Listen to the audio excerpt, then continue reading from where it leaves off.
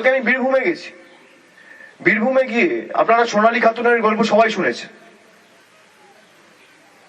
গর্ভবতী একজন মহিলা, মানে প্রেগনেন্সির আর্লি স্টেজ, তাকে বলছে পিঠে এমন মার মেরেছে দিল্লি পুলিশ। সে কালকে আমার কাছে মানে কাঁদো কাঁদো অবস্থায় যেভাবে ঘটনাগুলোর বর্ণনা দিয়েছেন, গা শিউড়ে ওঠার মতো। বলছে আমার একটাই দোষ, অপরাধ, আমি বাংলায় কথা বলেছি।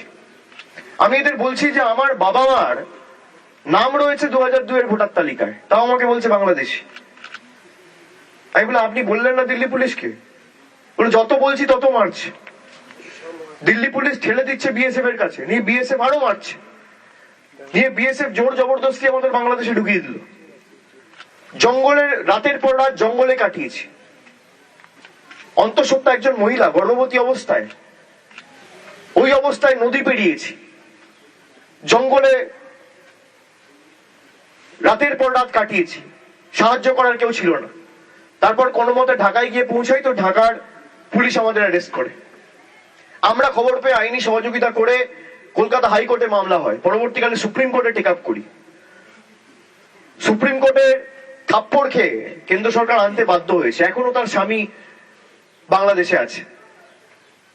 তাদের অপরাধ কি? বাংলায় কথা বলেছে। 3 দিন আগে আপনারা শুনেছেন মুর্শিদাবাদের একটা ছেলে সুতির জুয়েল রানা, উড়িষ্যায় তাকে পিটিয়ে মারা হয়েছে। তার অপরাধ কি? বাংলায় কথা বলেছে, বাড়ি তার সুতিতে। এরকম একাধিক ঘটনা। গত 6-8 মাসে যে মাইগ্রেন্ট লেবারদের জন্য যে উন্নয়ন পর্ষদ রাজ্য সরকারের তরফ থেকে করা হয়েছে, সেখানে প্রায় 1200 কমপ্লেন রেজিস্টার হয়েছে। মানুষের মধ্যে একটা আতঙ্কের পরিবেশ। মানুষের মধ্যে একটা আতঙ্কের পরিবেশ। বাংলায় জিততে না পেরে গরিব মানুষকে অত্যাচার, তার মৌলিক অধিকার কেড়ে নেওয়া, এমনকি প্রবীণ বয়োজ্যেষ্ঠদের 60 বছর, 65 বছর, 70 বছর ঊর্ধ্বে যাদের বয়স,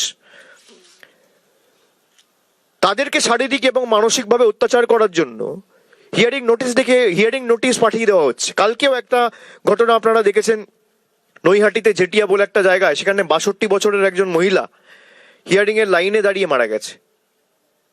আজকেও মালদা একজন বিএলও মারা গেছে। প্রায় 2 মাসে 65 জনের উপর মারা গেছে। এদের মৃত্যুর দায় কার? কেন বাংলার প্রতি এত রাগ, অবজ্ঞা? আর সুকান্ত মজুমদারের দায়িত্ব নয় যে আমার এলাকা থেকে যদি কেউ কোনো সমস্যায় পড়ে তার পাশে দাঁড়ানোর? আরে আপনি তৃণমূলকে গালাগালি দিতে তো পিছু হন না। সকাল থেকে রাত অব্দি তৃণমূলকে গালাগালি দিচ্ছেন দিল্লির জমিদারদের কাছে নিজের নম্বর বাড়াতে। আপনি নম্বর বাড়ান, আপনি বাংলার মানুষকে গালাগালি দিয়ে আপনার নাম্বার বাড়ান, আর আমরা মানুষের পাশে কাজ করে আমাদের বাংলার মানুষের চোখে আমাদের নাম্বার বাড়াই। পার্থক্যটা তো এখানেই। যারা আপনাকে জিতিয়েছে, আপনার কর্তব্য নেই? আপনার দায়িত্ব নেই? আমরা প্রথম দিনই তো আপনাদের বলতে পারতাম। আমরা আগে এনেছি, আমরা করে তারপর কথা বলি। আমরা ওদের মতো না যে আমাদের সুযোগ দাও, আমরা করে দেখাবো। আমরা করে দেখাই, তারপর সুযোগ চাই। আজকে যেভাবে বিভাজনের রাজনীতি, বৈষম্যের রাজনীতি, বিচ্ছিন্নতাবাদের রাজনীতি করে বাংলাকে অশান্ত করা হচ্ছে। বাংলার জন্য নিয়ম আলাদা, গুজরাটের জন্য নিয়ম আলাদা, উত্তরপ্রদেশের জন্য নিয়ম আলাদা, বাংলার জন্য নিয়ম আলাদা। পরিযায়ী শ্রমিক যারা আছে, বিহারের সময় তাদের কাউকে ডেকে পাঠানো হয়নি, বাংলার পরিযায়ী শ্রমিকদের ডেকে পাঠানো হচ্ছে। কেন? একই যাত্রায় পৃথক ফল কেন? পৃথক আইন তো হতে পারে না। বিহার দেশের মধ্যে, বাংলাও দেশের মধ্যে। বিহারে যে আইন লাগু হবে বা প্রযোজ্য হবে, বাংলাতেও সে আইন লাগু হবে বা প্রযোজ্য হবে। যারা আজকে, আপনি ধরুন এই 65 জন মারা গেছে, আপনারা সাংবাদিক বন্ধুরা খোঁজ নিন না কজনের কাছে বিজেপির কোনো প্রতিনিধি দল গেছে, সাহায্যের হাত বাড়িয়েছে। একবার গিয়ে জিজ্ঞেস করেছে যে বাড়িতে 2 মুঠো ভাত আছে কিনা, বাড়িতে যারা আছে তারা দুবেলা খেয়েছে কিনা, বাড়ির মাথায় ছাদ হয়েছে কিনা? বাংলার প্রায় 30 লক্ষ মানুষের বাড়ির টাকা আটকে রেখে দিয়েছে এই সুকান্ত বাবুদের সরকার। এটা বাংলার উন্নয়ন করবে? আবাস প্লাসের তালিকার টাকা এখনো পর্যন্ত ছাড়িনি। 2018-19 সালে যে তালিকা তৈরি হয়েছিল আবাস প্লাস, তার টাকা এই বিজেপি সরকার আটকে রেখে দিয়েছে। এই যে রাস্তাঘাট হয়েছে, জিজ্ঞেস করুন না কে করেছে। তারা তো বিভাজনের রাজনীতি করে মানুষকে ভুল বুঝিয়ে এই করব তাই করব। কি করেছে? এই উত্তর দিনাজপুর দক্ষিণ দিনাজপুর জেলা দুটোর জন্য 11 বছর তো ভারতীয় জনতা পার্টির সরকার ক্ষমতায়, ক পয়সা নিয়ে এসছে? একটা খালি ট্রেনে স্টপেজ করে দিচ্ছে আর 4টে করে চিঠি রিলিজ করছে।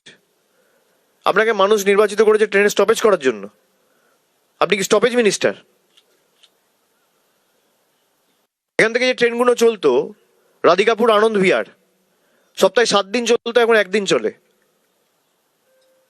বিজেপি সরকার আসার পর মানুষকে দেওয়ার জায়গা মানুষের থেকে কাটছে। উত্তর দিনাজপুরের একাধিক মানুষ আতঙ্কের পরিবেশের মধ্যে আত্মঘাতী হতে বাধ্য হয়েছে। দক্ষিণ দিনাজপুরে হয়েছে। আমি আসার আগে এখানে ওসমান মোল্লা বলে একজন রয়েছে, কুমারগঞ্জের বাসিন্দা, বলে এমন ভাবে ওরা ভয় দেখিয়েছে, তার পরিবারের, তার স্ত্রী, তার ছেলে আমাকে বলছে যে আমরা বুঝিয়েও আটকাতে পারলাম না। কিসের এত ভয় দেখাচ্ছেন? কাকে ভয় দেখাচ্ছেন?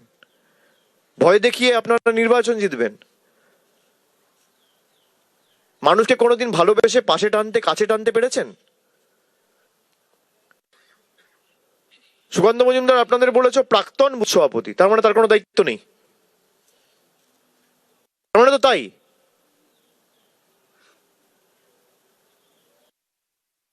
প্রাক্তন বুথ সভাপতি বলে কোনো দায়িত্ব নেই, মানে বুথ সভাপতি হলে করবো, নাহলে করবো না। বুথ সভাপতি কজন? 2000 বুথ?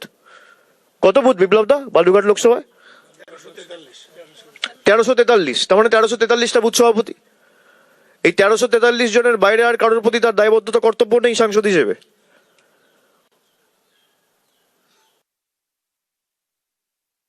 হবেন যাকে প্রাক্তন বুথ সভাপতি বলছে, আপনি তাকে জিজ্ঞেস করবেন যে কি করেছে, এর দোষটা কি? যে এদেরকে যে 7 মাস বিনা কারণে জেলে ঢুকিয়ে রাখা হলো, এদের দোষটা কি, অপরাধটা কি? বাংলায় কথা বলেছে। 1 হাত করে জায়গা দেওয়া হতো ঘুমানোর জন্য 7 মাস ধরে। সুকান্ত মজুমদার 7 দিন থাকতে পারবে? বিজেপির যারা বড় বড় ভাষণবাজি করে 7 দিন থাকতে পারবে? এইটুকু জায়গার মধ্যে বলছে ঘুমাও, ওখানেই খাও,